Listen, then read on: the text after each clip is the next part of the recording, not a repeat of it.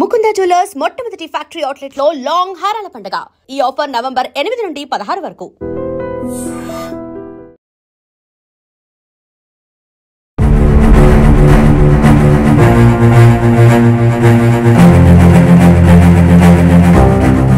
Hello viewers, welcome to iDreams media. మాతృదేవో భవ, పితృదేవో భవ, ఆచార్య దేవో భవ అన్నారు మన పెద్దలు. ఎందుకంటే తల్లిదండ్రుల్ని ప్రత్యక్ష దైవాలుగా భావిస్తాం. తల్లిదండ్రుల తర్వాత అంతటి సముచిత స్థానాన్ని గురువులకి ఇస్తాం. ఎందుకంటే మనకి విద్యా బుద్ధులు నేర్పేది, మంచి ఏదో చెడేదో ఉన్నతమైన బంగారు భవిష్యత్తుకి బాటలు వేసేది ఉపాధ్యాయులనని విశ్వసిస్తుంటాం. అందులో భాగంగా ఎవరైనా అంటే పసితనంలో కావచ్చు, విద్యా బుద్ధులు అభ్యసిస్తున్నప్పుడు కావచ్చు, పాఠశాలలో కావచ్చు, పిల్లలు కొంత ఆకతాయిగా ఉన్న, చదువులో వెనుకబడిన, అదేవిధంగా డిసిప్లిన్ ఏమాత్రం తగ్గిన అటువంటి పిల్లల మీద ప్రత్యేక శ్రద్ధ చూపించి, బాబు ఈ వయసులో ఇలా ఉండడం కరెక్ట్ కాదురా, ఇది మంచి ఇది చెడు, ఇలా చదువుకుంటే ఇలా బాగుపడతావు, ఇలా మంచిగా చదువుకోవాలి, ఇలా ప్రవర్తించాలి, పెద్దల పట్ల ఇలా గౌరవంగా ఉండాలని ఉపాధ్యాయులు పిల్లలకి బోధించడం, అదేవిధంగా పిల్లలకి మంచి అలవాట్లు నేర్పించడం కూడా చూస్తుంటాం. అది సర్వసాధారణం కూడా, ఉపాధ్యాయుని యొక్క బాధ్యత కూడా. కానీ అలా మంచి విద్యా బుద్ధులు నేర్పించడం, అదేవిధంగా మంచి క్రమశిక్షణలో పెట్టడమే ఆ ఉపాధ్యాయుడికి శాపమైందేమో. రీసెంట్గా విజయనగరం జిల్లా బొబ్బిలి నియోజకవర్గం రాంభద్రపురం మండలంలోని జమ్ము వలస పాఠశాలలో ప్రధాన ఉపాధ్యాయుడిగా పనిచేస్తున్నటువంటి సువ్వాడ వెంకట అప్పలనాయుడు అనే ప్రధాన ఉపాధ్యాయుడికి ఒక చేదు అనుభవం అయితే ఎదురైంది. ఎందుకంటే 8 సంవత్సరాల క్రితం దిలీప్ అనే పూర్వ విద్యార్థిని ఆయన క్రమశిక్షణతో ఉండమని, మంచి విద్యా బుద్ధులు నేర్చుకోమని అప్పట్లో కొంచెం కోపం పడ్డాడంట. అదేవిధంగా డిసిప్లిన్గా ఉండమని కూడా కాస్త నచ్చ చెప్పాడంట.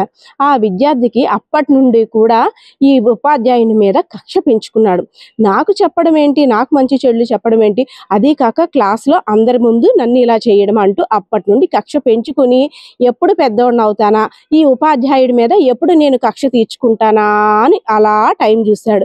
ఇంకేముంది, కొద్ది రోజుల క్రితం అక్టోబర్ 4వ తారీఖున ఎవరైతే ఉపాధ్యాయులు ఉన్నారో వెంకట అప్పలనాయుడు గారు, ఆయన విధులు ముగించుకొని వెళ్తున్న సమయంలో కత్తితో దాడికి యత్నం చేశాడు. ఆయన మీద అంటే దాడి చేయడానికి అయితే ప్రయత్నించాడు.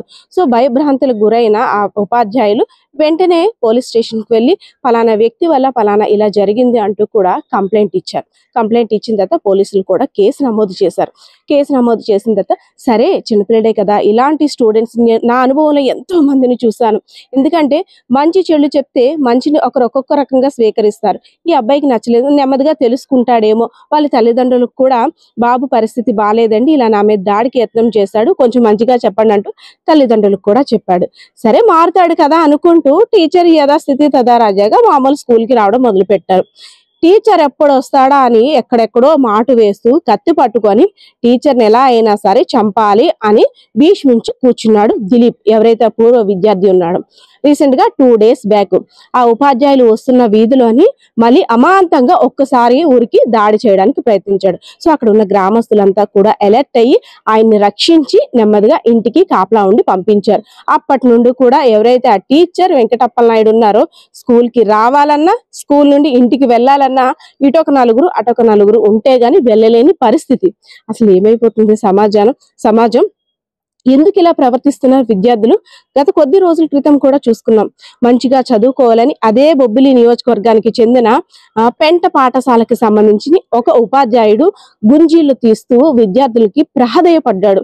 మంచిగా చదువుకోండి, 10th క్లాస్ ఎగ్జామ్స్ దగ్గరికి వస్తున్నాయి, మీరు మంచి భవిష్యత్తు ఉండేవాళ్ళు, సో ఇలా ఆకతాయిగా ఉండకండి అంటూ వాళ్ళకి ప్రాధేయపడి మరీ వేడుకున్నారు. అలానే కదా నేను కూడా చెప్పాను, నాకెందుకు ఇలా శాపమైంది అనుకుంటూ ఉపాధ్యాయుడు కూడా ఆందోళన చెందుతున్న పరిస్థితి. ఎలా చెప్పాలి? ఇంకా మంచి చెప్తే ఒకలా ఉంది, చెడు చెప్తే ఇంకోలా ఉంది.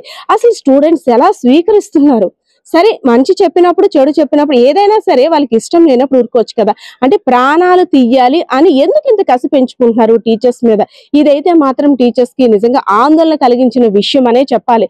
ఎందుకంటే మెంటాలిటీ బాగాలేదనో, ఒక సైకోలా తిరుగుతున్నాడనో, హెల్త్ ఇష్యూస్ ఉన్నాయనో, వివిధ కారణాల కారణంగా చాలా మంది ఎలా వాళ్ళు ప్రవర్తిస్తున్నారో కూడా తెలియటం లేదు. అలాంటి వారిని ఇంట్లో వారు కట్టడి చేయలేకపోతున్నారు. బయటకు వచ్చిన తర్వాత ఎవరిని టార్గెట్ చేసి ప్రస్తుతం పిల్లల్ని చూస్తున్నాం, ఇంట్లో పేరెంట్స్ మీద కూడా సైకిల్లో బిహేవ్ చేస్తున్నారు. దానికి ఉదాహరణ చాలా సంఘటనలు కూడా చూసాం. అది కాకుండా ఎప్పుడో 6 సంవత్సరాల క్రితం మంచి మాటలు చెప్పిన టీచర్ మీద ఏంటి కక్ష పెట్టుకోవడం ఏంటి, దాడి చేయడం ఏంటి, ఇదంతా కూడా ఆశ్చర్యంగా లేదు. ఇంకోసారి ఆ టీచర్ ఎవరికైనా మంచి బుద్ధులు నేర్పాలంటే నేర్పగలరా?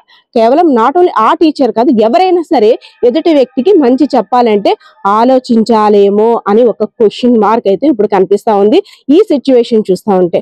సో ఎలా అయినా సరే పోలీసులు అయితే మాత్రం నిందితుడిని అదుపులోకి తీసుకుంటాం, కేసు విచారిస్తాం, తగిన సొల్యూషన్ కూడా చూపిస్తామంటూ ఆ ఉపాధ్యాయునికి అయితే భరోసా ఇచ్చారు. సో ఏదైతే ఎంత పోలీసులు భరోసా ఇచ్చినప్పుడు కూడా ఉపాధ్యాయుడికి అయితే మాత్రం ఏ వైపు నుండి దిలీప్ అనే విద్యార్థి ఎలా దాడి చేస్తాడో, ఆ పూర్వ విద్యార్థి ఏం చేస్తాడో కూడా ఒక భయంకరమైన వాతావరణంలో ఉన్నాం, అసలు నిద్ర పట్టడం కూడా మానేసిందంటూ ఉపాధ్యాయుడు లబోదిబో అంటున్న పరిస్థితి అయితే కనిపిస్తా ఉంది. కెమెరా పర్సన్ బాలకృష్ణతో Padma, iDreams media, Vizianagaram.